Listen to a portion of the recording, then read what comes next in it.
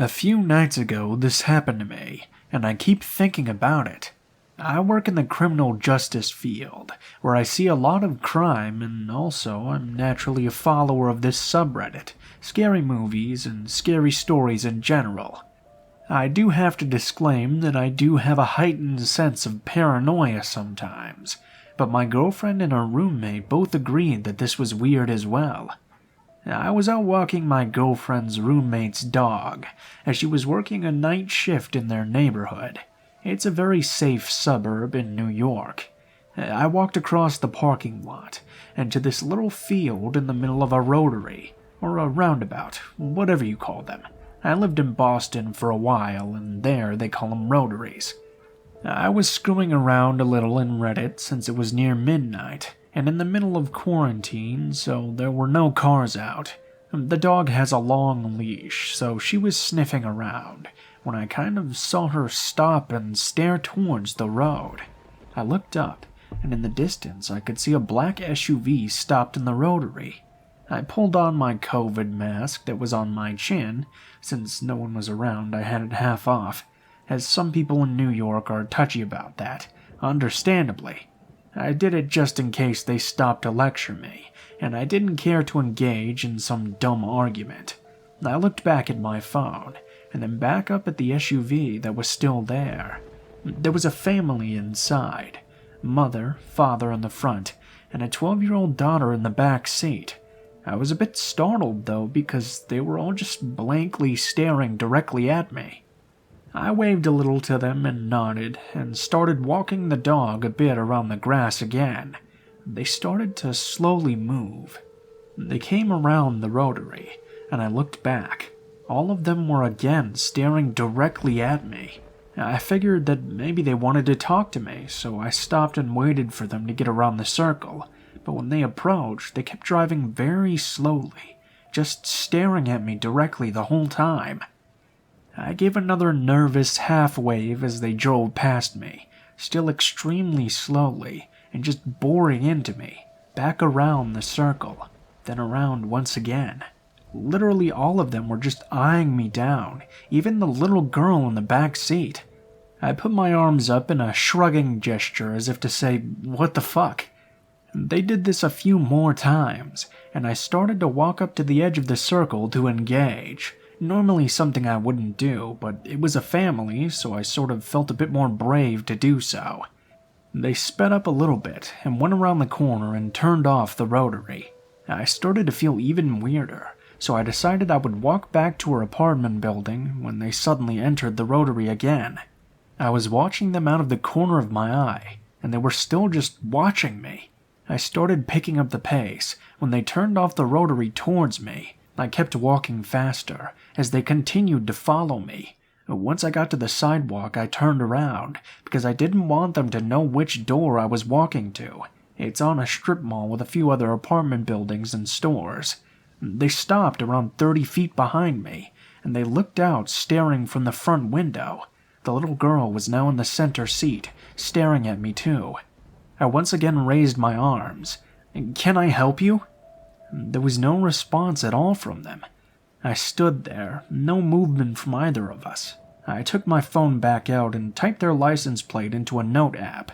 Again, a weird thing I do, probably from my work in criminal defense and general paranoia. They slowly turned to the other side of the parking lot, never taking their eyes off me, until they got to the end of the lot. I rushed into the apartment building, which luckily needed a code to enter. I got up and told my girlfriend, and then a roomie in the AM. They were both kind of freaked out. I watched them out of her window, and they pulled back up to where I was standing on the sidewalk.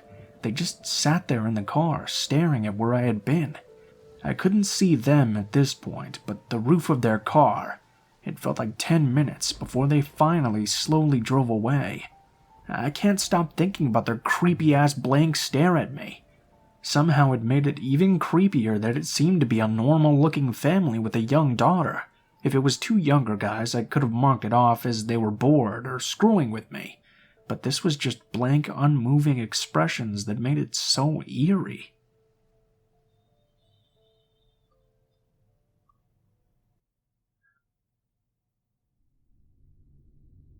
It was a few years back. I was home alone with my daughter, who was basically a newborn. She was asleep in her bassinet beside my bed.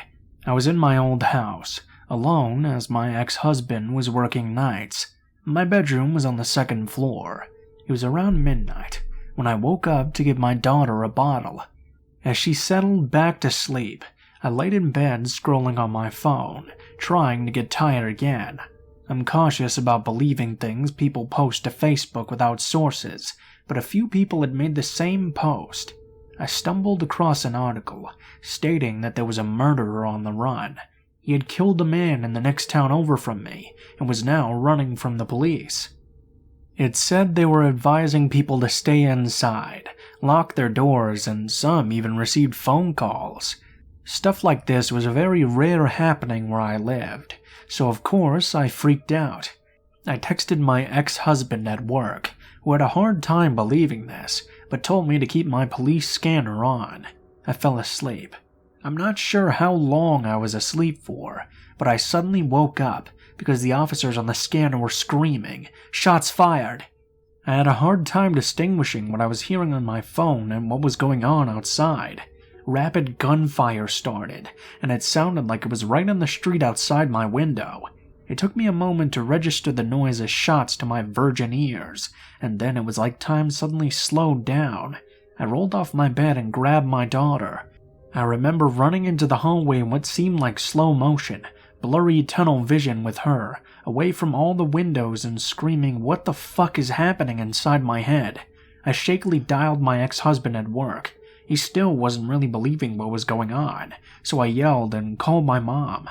I just wanted someone to talk to, so I didn't feel so alone and scared. I kept telling her there was a shooting, and I was crying.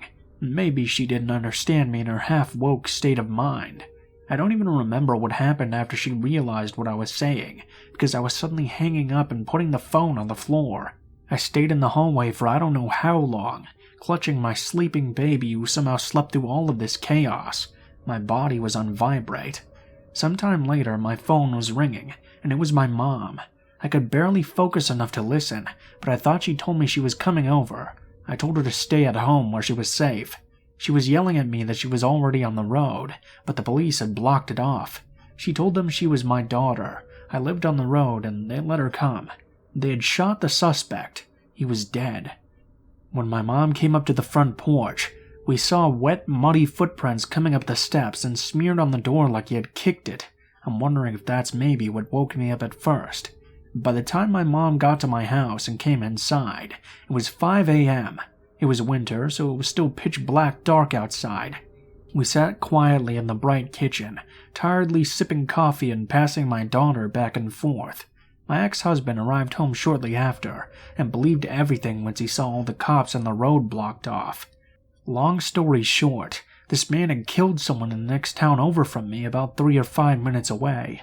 He ran to my town, through my backyard to the road through the trees, and killed another person in the house in back of me. That's when the cops showed up and he began to shoot at them, so they shot at him, all the gunfire that I heard. He lay dead in a measly patch of woods in back of my house. I had goosebumps thinking about all this murder taking place around me as I lay there in bed. When my mom left, my ex-husband put our daughter back to bed. I stepped outside on the back porch to smoke a cigarette, 8 months smoke-free. I stood there smoking and watching all the lights, a stark contrast against the early gray morning. Cold. That afternoon I ended up having to block multiple news reporters for harassing me to tell my story. I told them I had no problem telling them the story in more detail, but I didn't want to be on television. I had not slept at all, and had my daughter with me. They said they wanted her on camera too. After denying them, they kept asking if I was at work. They could come to my work to do the interview, so I ended up blocking them and moving on with my life.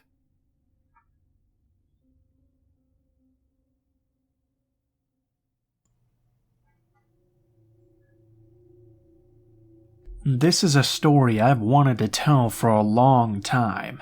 Yes, it is very long. It's as long as it needs to be to say what I need to say. This took place between 1995 and 2002. Everyone in their life has had a bad friend or two. and I had an epically bad friend. If it hadn't happened to me, I would have never even known this strange mental disorder was real, or that people could behave this way outside of Lifetime Channel movies. I grew up in northern Indiana. I went to a large high school in the mid-90s, and my senior year I met another student named Hannah. She had recently transferred from the main local Catholic high school in the area. It was unusual for someone to transition so late from private to public school. Hannah said she had been expelled because of a fight with another student over some drama about a boy. She said the other girl had made allegations against her and accused her of attacking her. Whatever had happened, the police had been contacted, and she'd had a restraining order placed on her by the other girl. It had forced her expulsion, and that was how I came to meet her. Hannah said none of it was true, of course. She said she never tried to hurt her at all. Later I went to college in Indiana. She went to college in Florida. One day, a friend of mine from the dorms ran into a guy she had known from Catholic school, back in my hometown. Once he left, she told me about this incident that had happened to him where these two girls were fighting over him about which one was his girlfriend. Neither one of them was dating him, and yet both of these girls thought that they were in a secret relationship with him. The whole thing had been very strange.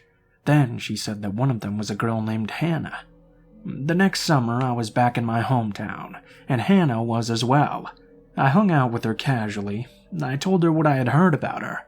She said she would tell me sometime what really happened. She had a crush on this boy, but she had seen him talk to another student named Julie, and she became very jealous. She said she was convinced that this boy Mike wanted to be her boyfriend. She was sure Julie must have said something bad about her. Hannah said Julie was popular and pretty, a cheerleader. She hated everything about her, so she decided she would try to see if she could push her to commit suicide. Hannah said that it hadn't worked, but that she had a nervous breakdown. I asked her what she had done. We went back to Hannah's house. Up in her bedroom, she pulled something out from the back of her closet. It was a set of books. One was a book on how to use dirty tricks to get revenge on people, and one was a book with a cartoon character on the front pulling their hair out, and it said in big letters, gaslighting. I know it's a common phrase now, but back in 1995 I had never heard of it.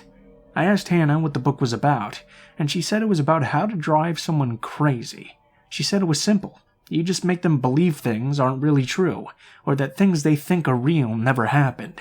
She told me what she had really done to Julie a couple of years back in high school. She had pretended to be friends with her. She got her phone number, and then she had started making these anonymous phone calls to her. This would have been way before cell phones were common. She had a friend from her church who had a crush on her, and she would trade sexual favors with him in exchange for him pretending to be Mike on the phone. He would get a blowjob for every time he did this for Hannah.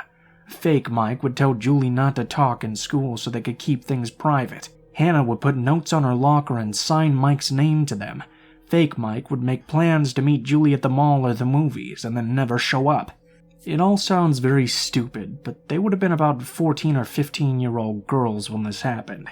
Hannah said she had done something really embarrassing, but that it had worked.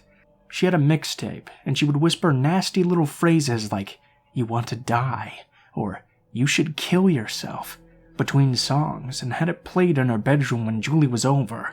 Obviously, she commented on it, and Hannah sat there with a straight face and said she hadn't heard anything, or had no idea what she was talking about. She had set it up with her brother earlier, and had asked him to help her play a prank on her friend. He came into her bedroom and said he couldn't hear anything and turned around and told Julie she must be crazy. Julie's parents decided to confront this boy and his family about his behavior towards their daughter. He had no idea what was going on, of course, and because her parents had confronted this boy about something he was never doing in the first place, Julie had been publicly humiliated at her high school, and everyone was talking about how crazy she was. Hannah loved every bit of it, until Julie's parents got their phone bill and decided to give it a look. Mike might not have been calling their house, but somebody had been, and they had numerous anonymous phone calls. They checked it out and found they were all coming from Hannah's phone number. Julie confronted Hannah about it at school, and that was when something violent happened between the two of them in the stairwell. Julie said Hannah had started screaming at her that Mike was her secret boyfriend. Hannah was very angry about that. She said Julie made that part up to try and get back at her and embarrass her for what she had done. She said Julie was exaggerating about what had happened in the stairwell, and it had been an accident. She had never tried to push her over the railing. She'd merely bumped into her. Hannah wasn't embarrassed about it at all. She was so proud of it. The only thing that upset her was that she had been caught, but she said that most people at her Catholic school still thought Julie was crazy. She considered it something of a victory. Hannah didn't have anything to say in her defense, just that when she liked a boy, she would do anything to be with them. That summer, Hannah started dating a guy named Derek. Every time I saw her, she told me tales about their wild and crazy sex life, how much he was in love with her. Hannah said it was a secret affair and they were sneaking around behind his girl's back. We saw him once at a party. He screamed at Hannah to stay away from him and leave him and his girl alone.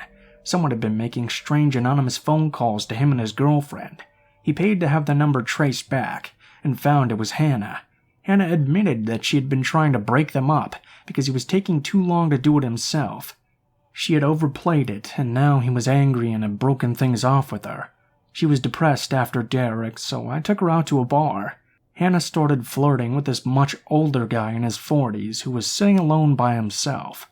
She had recently purchased a cell phone. This would have been about 96 or 97, when they were still kind of new and novel. The next thing I knew, she had this phone out, and I thought she was giving this old guy her phone number. Instead, he asked her what she wanted him to say. She typed a phone number in, and handed the guy her phone. He made disgusting comments to whoever answered about how he was having sex with this guy's girlfriend, and commenting on what a whore she was. He hung up and started laughing, and handed the phone back to Hannah. She gave him a $20 bill, and said the girl was a bitch and deserved it for stealing her boyfriend. She was paying complete strangers to anonymously call people she hated on her cell phone, and recite some prearranged script to spread rumors about them. I ran into a mutual friend later in the summer and had mentioned that Derek had broken things off with Hannah. She gave me a very funny look and said there had never been any relationship to break off in the first place. A year later, we were both temporarily living back with our parents, and sort of adrift. Hannah had been kicked out of her dorm over an accusation made by another student, and never completed her degree. She had started hanging out with some old friends from high school. One of those former high school friends was a young woman named Kelly, who Hannah had been very good friends with. Something had happened between the two of them, because Hannah went on and on about how much she hated her. It had something to do with Kelly's new boyfriend, Dan. Hannah insisted she was using him in some bizarre plot to make another man jealous, and was worried that she would hurt him because she had found out about an STD that she had. I drove by her house one night and there were 2 police cars out front. I went home and called her, and she said she couldn't talk. I went over and saw her the next day. I thought that their house had been robbed or something. No, the police had been there to talk to her about an incident that had been reported. Hannah was upset. She said that she had to tell the police that she had smoked weed and gotten high because Kelly made an accusation against her. Hannah said it was an accident, a misunderstanding. She swore she hadn't been trying to hurt her. The day after Hannah told me about how much she hated Kelly, apparently she had called her up and said she wanted to talk to her about something. She and another friend had shown up, and the 3 of them had gone out to some local overlook to smoke a joint. The other girl waited down below for the 2 of them to talk privately. Hannah had asked Kelly to look at something, and when she turned her back, Kelly said that Hannah grabbed her and tried to push her off the ledge. They were about 100 feet up in the air, and she would have most likely been killed by the fall. Kelly said they fought back and forth. She regained her balance and took off screaming about what Hannah had tried to do. Hannah said it was all a misunderstanding, an accident. She had been trying to show her something but lost her balance because she was high from the marijuana. She said Kelly had almost fallen off because she had hysterically overreacted. Kelly had been very upset and insisted that Hannah had done it on purpose. She was jealous over her relationship with Dan. It was obvious to everyone that Hannah was completely obsessed. What Kelly had not done, however, was tell the police that they had smoked a joint right before this happened. When Hannah did, the police said that they didn't have enough evidence for any kind of case. They weren't happy with Kelly for omitting that part of the account. That was it for Hannah and most of her high school friends. Kelly stuck to her version of what happened, and all of her friends sided with her. and people began talking about the strange rumors that had followed Hannah around since high school. I thought it was suspicious, of course, but I couldn't bring myself to believe that she tried to kill another woman. I thought that sort of thing only happened in the movies, not small towns in Indiana. I did not, however, want to be friends with her. She was a complete embarrassment to be around. She had almost no friends left in town at that point. She called me up to tell me she had decided she needed a change. She was going to pursue a different career and move to Minneapolis to make that happen. She moved in 1998, and I honestly thought that I would never see her again. And to be honest, I wish I hadn't. She called me up about a year and a half later. She said she was doing really well, and that the move had been really good for her. She said she'd made some friends, met a boy, and was completely in love. She said this was the guy she was going to marry. His name was Dan, and she told me that he was the guy that had gotten her interested in punk rock and heroin. I kind of paused when she said that. I wasn't any kind of angel in my 20s, but I never even dabbled in hard stuff like that, and it didn't sound very good at all. Hannah insisted it wasn't a habit. She said it was amazing and easy to control as long as you were careful. This was a complete change in lifestyle and scene. Before this, she had been something of a hippie chick, but that was all gone now. At this point, her life revolved around hair, punk rock, heroin, and Dan, and she wanted to come back for a visit. We went to the mall and she stopped at a kiosk and said she wanted to buy a cell phone. She lived 8 hours away in a completely different state, with a completely different area code. We actually got into a small argument about it. Back in 2000, cell phones were purchased and billed from your local area code, and you paid through the nose if you were roaming. Hannah just kept telling me to drop it because she had done her research and it would be fine. She bought the phone and listed her boyfriend Dan as the main user on the registration. She left, and I noticed she had left her curling iron behind. I thought I would surprise her by calling her new cell phone. She had set it up at my house, and I got the number from the caller ID. No one picked up. Instead, it went to an answering machine for Dan. The same Dan that had been dating Kelly years earlier, and the same Dan that Hannah had been accused of being obsessed with. There was no doubt about who it was. I hung up and wondered why she had lied to me about who her boyfriend was. A couple of minutes directly after that, she called me back from her original cell phone. She played it off as some kind of coincidence that I had just called that other number. She said she had run into hometown Dan and his friends and he had lost his phone, so Hannah had done him a favor and given him the one she had just purchased. I said how strange it was that she would buy a phone for her boyfriend Dan, only to run into someone else with the same name and give it away instead. Dan's real name is very common, probably one of the most common names for men of my generation. Hannah joked about how many different people she knew with that exact same name. A couple of months later she called. She wanted to come visit again in the summer. No matter what she said about being in control of the heroin use, it was very obvious that it had become a full-fledged habit. Things had taken a turn in her life. Her boyfriend Dan had moved to Chicago. Hannah said that he was still in love with her, and they were still together, but something had happened with his ex-girlfriend. They were taking a break and only seeing one another privately. Hannah said he was trying to protect her. According to her, his ex-girlfriend had refused to accept their breakup and had been stalking Dan for months, one of the reasons he had moved. She had taken an overdose of heroin and tried to commit suicide when she found out that Hannah and Dan were together. That was the reason they had decided to keep their relationship secret. That was why Hannah was really in town. He was going to be coming later to join her, and they had set up a get-together. I wanted to meet him, but Hannah said he wouldn't act like her boyfriend when other people were around. I started to question her. She got angry, said she wouldn't let me meet him because I wouldn't understand the relationship. We got into a very fierce fight. I ordered her out of my house and made it clear that I wanted nothing to do with her from then on. Her mother called me about a year later. She said Hannah was living with them in Atlanta because something very bad had happened in Minneapolis.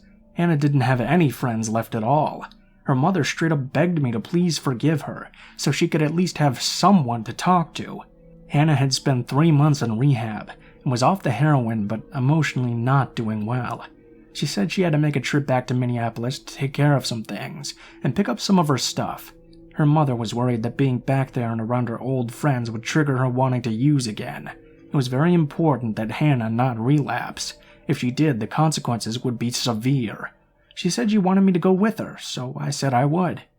Hannah would never tell me what had happened. She would just say that someone had almost died. It had been an accident, but it had still been her fault. She drove into town to pick me up for our trip to Minneapolis, but said we had to stop somewhere first. We went to the old bar downtown that we used to hang out in when she lived in town. She had wanted to meet someone. Some young woman walked in. Hannah walked over to her and hugged her and started crying. She was apologizing all over the place and kept telling her that she needed her to realize that it had been an accident. She said she forgave her, but that her life had been difficult since what had happened, and she could not have anything to do with Hannah anymore, could no longer be friends with her. Hannah asked if she had ever spoken to her ex-boyfriend and had a chance to work things out with him. She said no. He was mad at her and refused to talk to her. Hannah said he had a new cell phone and gave her the number just in case she changed her mind and wanted to get a hold of him. She left. I was sitting there totally confused by what I had just witnessed. I was really uncomfortable with what I had heard. I asked Hannah if the ex-boyfriend she was talking about was hometown Dan. She said no, it was someone else that I had never met. Hannah said she and her Dan had broken up because he was still using heroin, and it was too painful to talk about him. It was so painful that when we got to Minneapolis, to please never bring him up. She said her friends knew not to mention him around her, and asked me not to as well. We got to Minneapolis, and the young woman we were staying with turned out to be one of Hannah's former roommates. That's when I found out what had really happened, and what Hannah had been refusing to talk about. It turned out that girl from the bar had been the other roommate, the one that almost died because of something Hannah did. We settled in, and Hannah said that she could explain what happened a year ago. A year ago? That was the first time that I realized that this had happened much longer in the past than I thought. The former roommate said that she was happy that Hannah was clean, but she needed her to explain why she had tried to kill the other girl. Those were her words. She wasn't calling it an accident. She said she was there. She saw it, and Hannah had done that to her on purpose. She wanted to know why. This is what she described. Hannah had a friend from Indiana that had broken up with her boyfriend Dan, after Hannah had told her that she found out he was cheating on her and gotten another woman pregnant. Hannah invited her to live with her up in Minneapolis, to get away from him and start over. She had no idea that Hannah was a heroin user. She did not like Minneapolis at all. She had experienced a run of bad luck in the couple of weeks she had been there, and even though Hannah kept trying to convince her to stick it out to see if she would like it, she had decided she was going to leave and go back home. She had regretted her breakup with Dan. She wanted to call him and see if they could work through it. They had been together for almost 2 years after all. She was worried because she had lost touch with him. Hannah had been able to track down his phone number for her through some mutual friends, but no matter how many times she called or how much she begged, he refused to answer her calls or call her back when she left messages. She was upset and told Hannah she was going to stop by his apartment to see him on her way back to Indiana. She was supposed to be leaving within a day.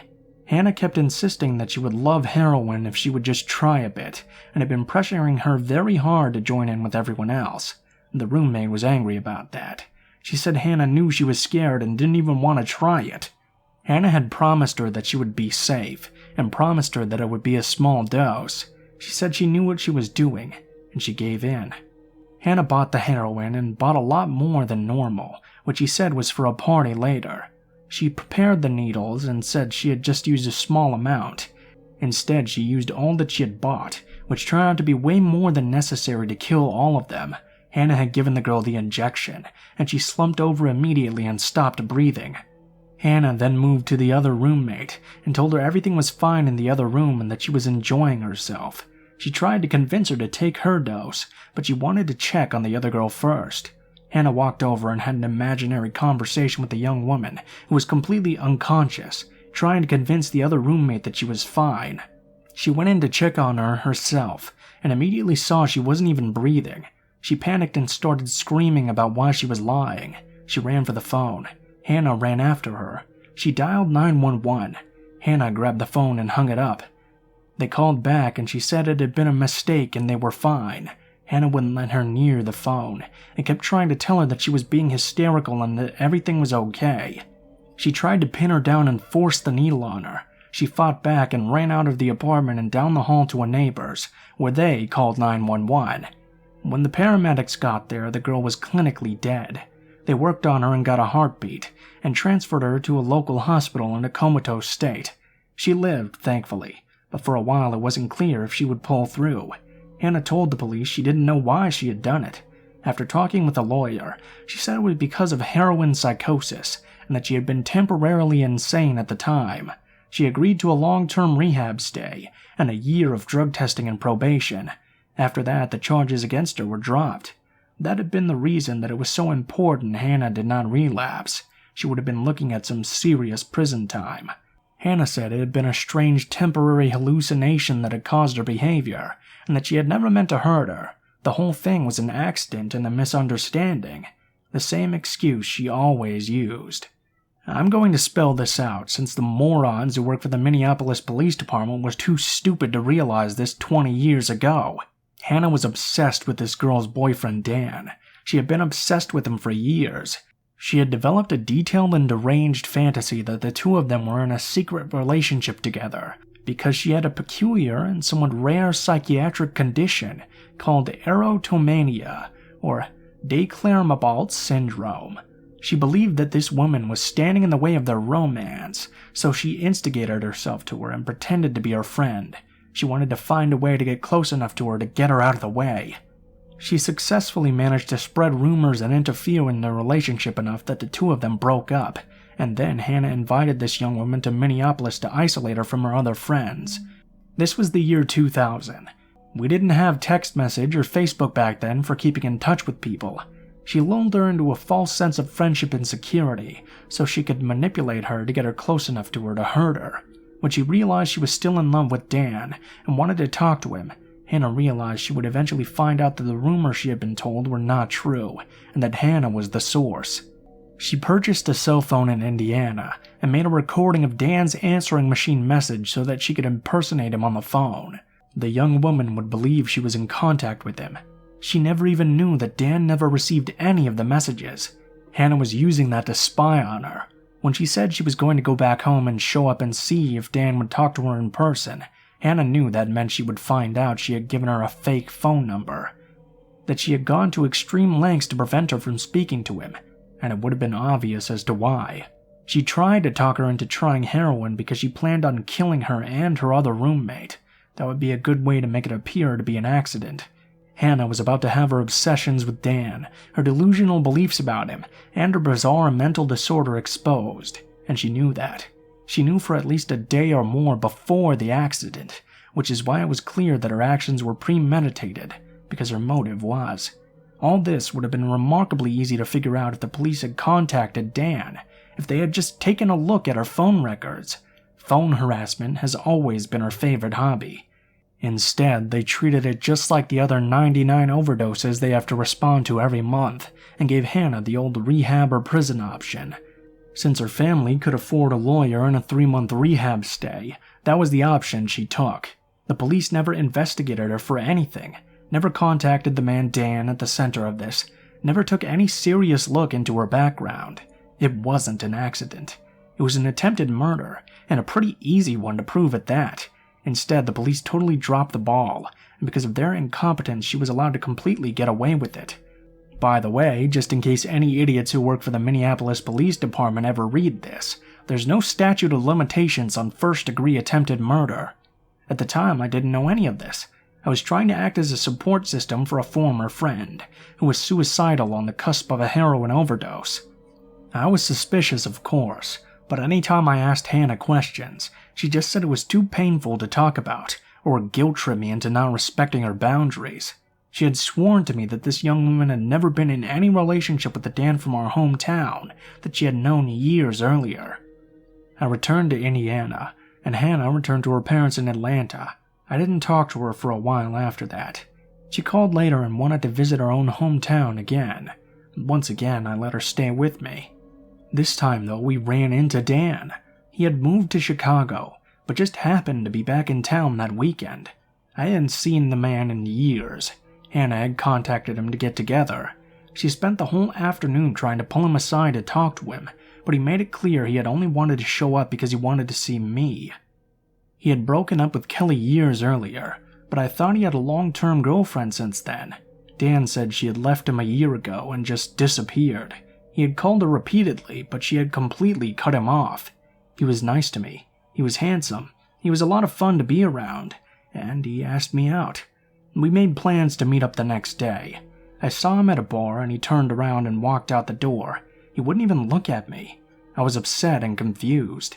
Hannah was super sympathetic. She apologized for not telling me what he was like, and said he had this weird thing about lying to girls and playing with their emotions by pretending to like them. It wasn't like I had never been lied to by a boy before, but this situation felt strange. A week later, my student loan came through, and I decided to go back to college and finish my degree. I moved a couple of hours away.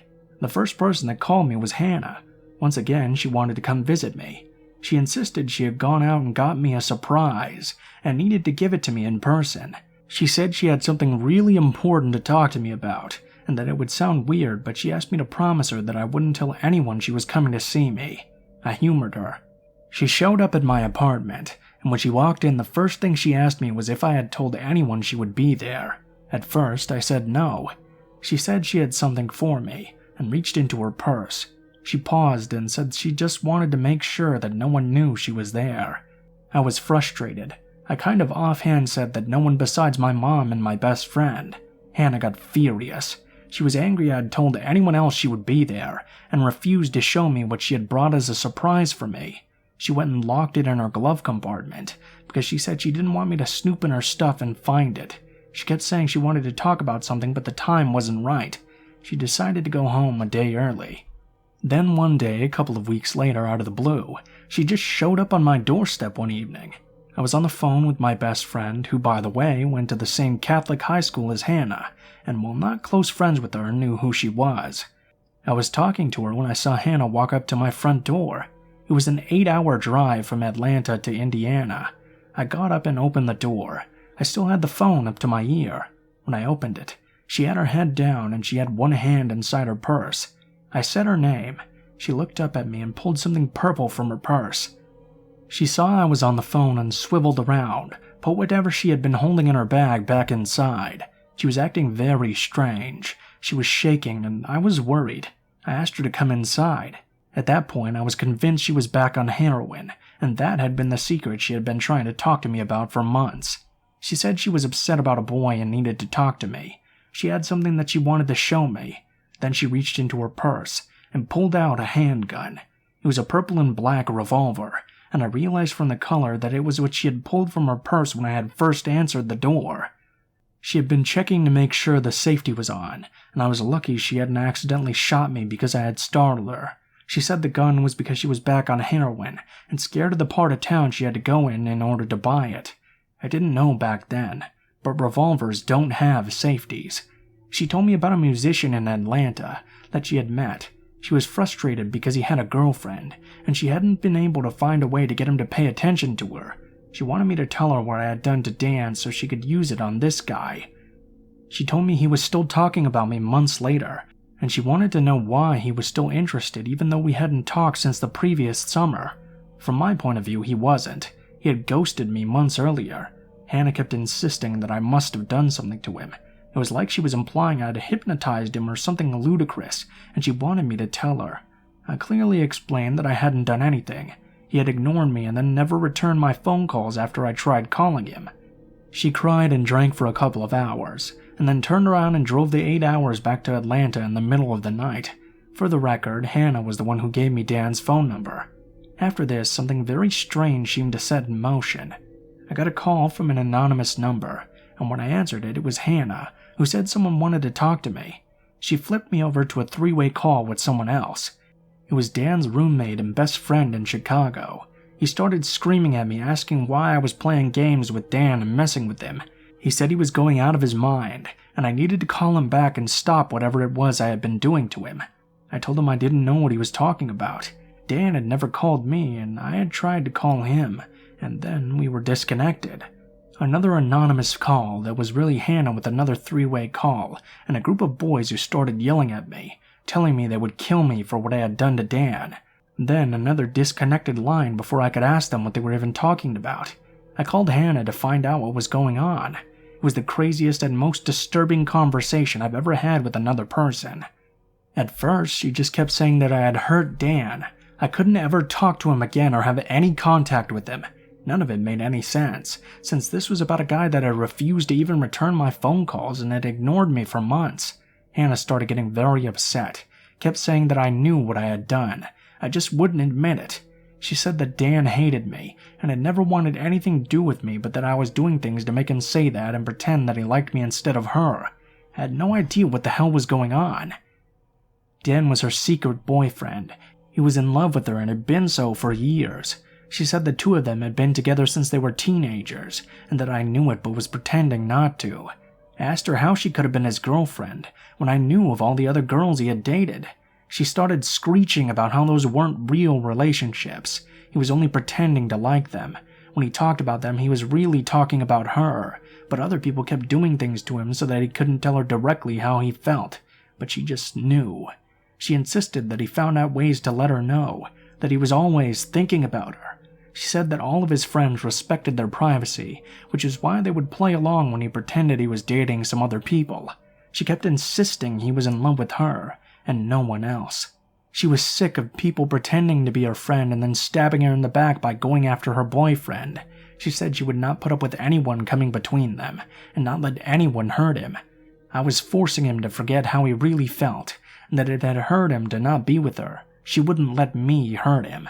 I realized that she wasn't making any sense, and that she was totally psychotic. I told her never to contact me again, and I hung up. All I could think about was how she had pulled a gun out of her purse the last time she had shown up at my apartment. She had given a fatal overdose of heroin to another woman, and had been accused of another for luring them to an edge and trying to push her off. The one thing we all had in common was Dan. I called the number I had for him. It was disconnected. I thought about that weird situation with the cell phone she had purchased a couple of years earlier. I found that old number in my address book and called it, except this time it wasn't Dan's voice on the answering machine. It was mine. The psycho bitch had made a recording of my voicemail and had put it on a cell phone that she owned. Once I discovered that, everything fell clearly into place. That was what had happened to that girl in Minneapolis. That was why Dan had spent the last several months thinking he was contacting me. There was no relationship with Dan. It was all in Hannah's head, and she was frantically trying to keep other women away from him to protect her fantasy from imploding. She is psychotic. It's a real mental disorder, and it's a fixed delusional belief that another person is secretly in love with you. Not everyone who has it will be violent, but some people unfortunately are. In some cases, other people are used in strange psychotic dramas and vicious smear campaigns that are aimed at trying to rearrange reality so that it conforms with the delusions inside their head. The people that are perceived as standing in their way can be victims of extreme violence. Hannah showed up the next day at my apartment, screaming at me to let her in. I would not, of course, and I was getting ready to call the police. She started crying and saying that Dan had killed himself, and then she walked away, and that was the last time I ever saw her. I spoke to my parents, who told me I had received several phone calls to their house from people letting me know the same thing. I changed my phone number to keep her from contacting me. I contacted the police in Indiana, who said if she showed up again that they could arrest her for felony intimidation, but not for anything she had done months earlier. I contacted the police in Minneapolis, but I knew very little information, only Hannah's name, not when or where it had happened. I asked repeatedly to please be allowed to speak to someone, but the woman on the phone said they weren't interested in talking to me. I moved so she wouldn't know where I lived. I cut myself off from anyone from my hometown who I thought might know her, so nothing could ever get back to her about where I lived. The last I heard from her, she was stalking some new guy down in Atlanta. I would have been more than happy to meet the bitch in a courtroom, but unfortunately the law is nothing like you see on TV. So unless I ever had the privilege of sitting in on her sentencing hearing, Hannah from Indiana, let's not meet.